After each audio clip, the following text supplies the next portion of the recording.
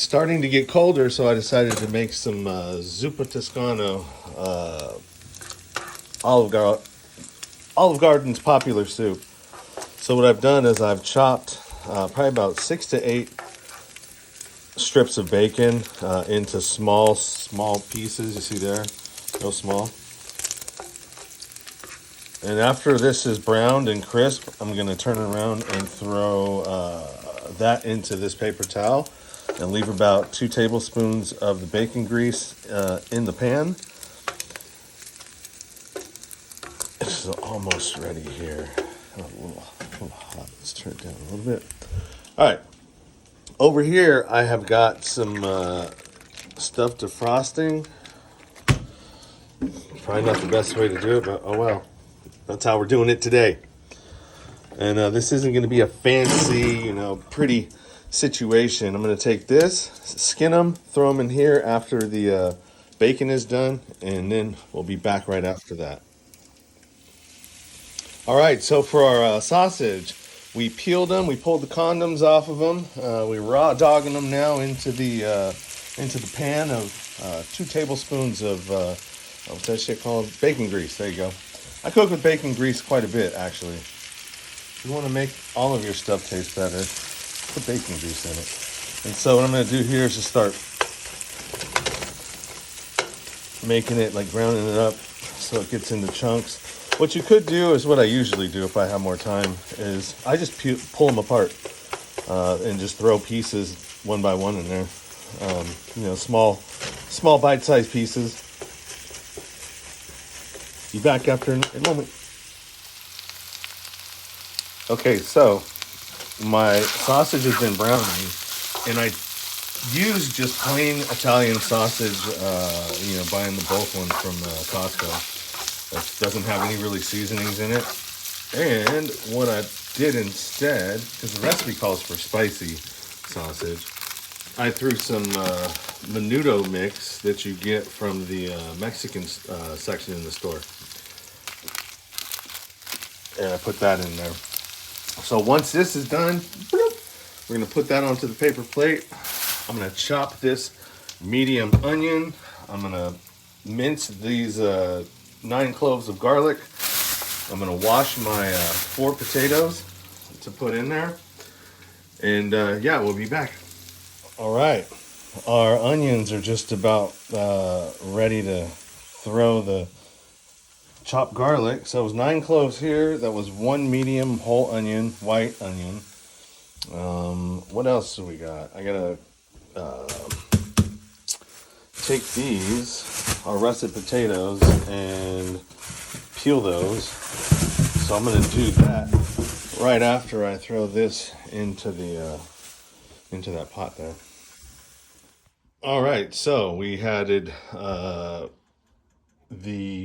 once the onions were softened and translucent, we added the garlic in there, the 9 cloves, and then we also did that for about a minute or two, and then added in 4 cups of chicken broth, which was 1 whole quart of stock from Costco or whatever store you go to, and then 6 cups of water.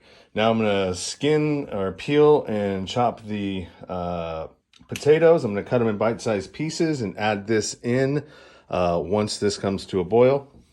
Be back. Okay, so our waters and mix is coming to a boil. It's time to add in our bite-sized potatoes. It's a little hard to do this with that. I don't have that whole fancy setup that a lot of people do trying to do this. This is straight ghetto fabulous here.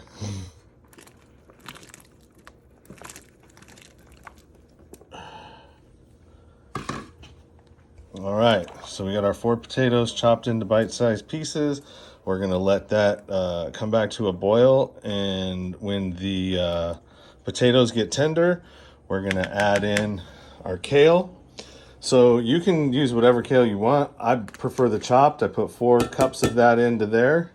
When that's ready, then we're going to throw in the rest of our, or not the rest, but we're going to add in our sausage that we made, and under that we still got the bacon. Now you can throw some bacon in here at the end, or you can wait to do it as like a garnish on top of it with some. I'm gonna do that, the bacon, and I'm also gonna. My fresh basil plant is wilting and dying, so the rest of these I'm gonna chop up and throw on top of that to add in on top as a garnish. That should taste really good. And also some Parmesan cheese. So be back. All right, so I added my sausage and I added my kale, 4 cups of kale. Actually, I probably put a little bit more. I put half of that package in there because I really like kale. So I added that and the sausage on top of that. Let that come to a boil, and then I added a cup of heavy whipping cream. And let that come to a boil. Then I took it off the heat. So now it's ready to go. And I haven't really seasoned this. I tasted it earlier, and it needs a little bit of salt, not a lot. I use the pink ground salt from Costco. I like Costco. I shop there quite a bit. So I'm just going to take a pinch of salt. It didn't really need a whole lot, so do a pinch right there. And then I'm going to throw some fresh cracked ground pepper, and then I'm going to serve it up, and I'll show you what that looks like with my garnishes when I come back. Okay, so we are almost ready. Last thing I'm doing right now is I'm going to heat up some jalapeno cheese bread. I love that stuff. And so some nice crusty, crunchy bread with butter on it to dip and eat with that is going to be amazing. Got my my Parmesan, my bacon, and my fresh basil. So I'll be back. Okay, so we're ready to serve. I can't wait. I'm waiting for this this bread to be done for 15 minutes. I was like, God dang it. I'm hungry now. I want to eat.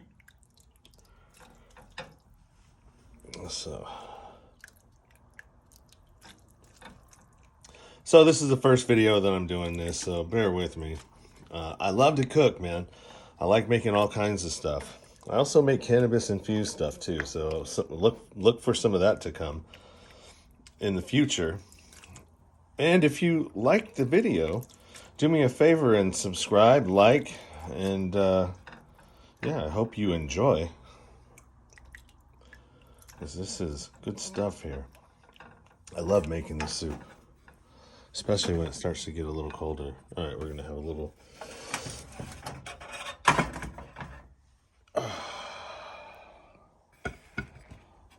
All right, so there's the bread right there. I'm gonna butter that. It's nice and toasty. We are going to throw some bacon bits in here. Ooh, nice. Oh, let's throw some Parmesan. Also, too, I had I tasted it, and it had plenty of salt and plenty of pepper. It was just missing something. So what I did is I threw some of this buttery steakhouse from Kinder's that they sell here in my area. At Costco, but this will light up anything that you put it on. It's a rub, but it tastes really good on almost anything you put it on. All right, so we're gonna throw some fresh basil in here. Add our bread, and we're ready to go. So thanks for checking out the channel and checking out the recipe. I hope you like it. And all the way from Northern California in the Boondock Bungalow. Take it easy.